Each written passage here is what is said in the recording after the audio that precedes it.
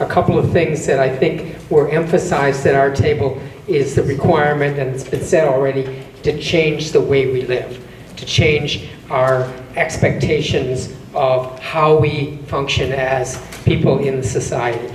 And that has to start, obviously, at the educational level, but it also has to start among ourselves. As somebody said, we can't have our cake and eat it too. We talked about renewable energies as a way to reduce emissions. There were objections back and forth.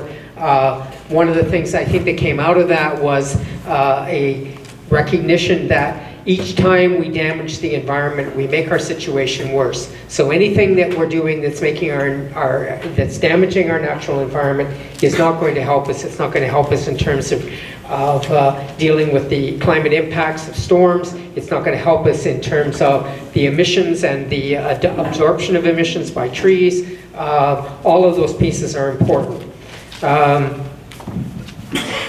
In terms of transition, lots of emphasis at our table about taking steps to recreate the local industries that we've lost, that have been the consequences of globalization, and the trade deals that have been put in place that have enforced those kinds of changes, which have been extremely negative for Canadian workers and Canadian people. And really for the world, because what happens in those deals overwhelmingly is the ones who make the gains on those are the corporate owners themselves, and not the peoples of any of the countries.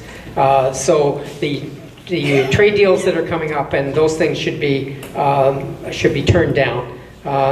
Increasing, in terms of carbon taxes, we should be supporting carbon taxes. They should be dedicated funds. We should know transparency where those monies are going. We should be taxing the wealthy and the corporate sector much more than we are now. And we should get out of this process of bailouts of corporate interests that are not helping us on the long run. And we had, of course, the Stelco example here. So I'll stop.